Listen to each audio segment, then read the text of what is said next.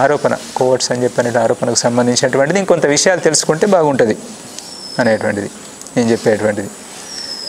ఈ అందరికీ కూడా అంటే పార్టీకి నేను చెప్తున్నటువంటిది మా పార్టీ కామ్రేడ్స్కి చెప్పేది అంటే ఈరోజు ఉన్నటువంటి ఈ మనకు పూర్తి ప్రతికూలతలు ఉన్నటువంటి స్థితిలో మనం చేసినటువంటి ఈ ప్రతికూలతలు ఎక్కడి నుండి వచ్చినాయి అంటే మనం చేసిన పొరపాట్ల కారణంగా, మన సీసీ మన ఎస్జెడ్సీ మనమంతా చేసిన పొరపాట్ల కారణంగా, మార్పులను గమనించకుండా మనం సకాలంలో సరైన నిర్ణయాలు తీసుకోకుండా, నిర్ణయాలను చాలా ఆలస్యంగా తీసుకున్నటువంటి వాటిని చివరికి మొత్తం మన కాళ్ళు చేతులు కట్టివేయబడ్డట్టు అయిన తర్వాత మనం ఏదో చేయాలని చెప్పి తీసుకొచ్చి రాసుకొని వాటిని అమలు చేయలేనటువంటి స్థితి, ఆ స్థితిలో మనం ఇన్ని నష్టాలకు గురి కావాల్సి వచ్చింది.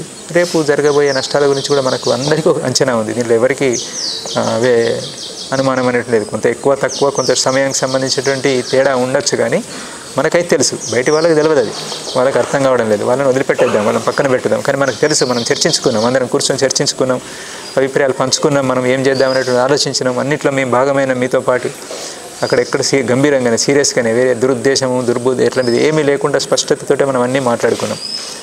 కాబట్టి ఇప్పటికి కూడా అదే స్థితి ఉంది. కాబట్టి ఏం చేద్దాం ఇప్పటికి కూడా అనేటువంటిది ఆలోచించండి. మాలో విప్లవతత్వం ఇప్పటికీ ఉన్నది. మేమేం పూర్తిగా దిగజారిపోయి వ్యవహరించడం లేదు. అందుకే ఏం చేయగలుగుతాం మేము కూడా ప్రక్రియలో భాగస్వామ్యమై ఏమైనా చేయగలుగుతాము.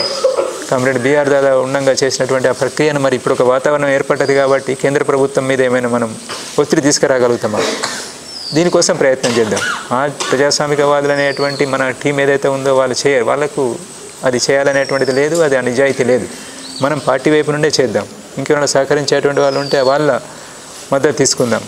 అట్లాంటిది ఏమైనా ఉంటే ఆలోచించండి. మీరు ఆలోచించి మీరే చేయండి. మమ్మల్ని నమ్మకపోతే ఇట్లాంటి దాన్ని ఎట్లా మేము నమ్ముతామని చెప్పి అనుకుంటే మీరే చేసినా పర్వాలేదు, కలిసి చేసినా పర్వాలేదు.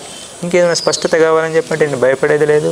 దేనికి ఎక్కడికి రమ్మన్నా నేను వచ్చి కలవడం కోసం సిద్ధంగానే ఉన్నాను. పార్టీని కూడా నన్ను ఎక్కడికి పిలిచినా స్పష్టత కోసమైనా ఇంకా దేనికోసమైనా కలవడం కోసం సిద్ధమే. తప్పు చేయలేదు, మేము ఎలాంటి తప్పు చేయలేదు కాబట్టి భయపడేటువంటిది ఏమీ లేదు. ఇది దృష్టిలో పెట్టుకొని మీరు ఆలోచించాలని చెప్పనేటువంటిది నేను అందరినీ కోరుతున్నాను.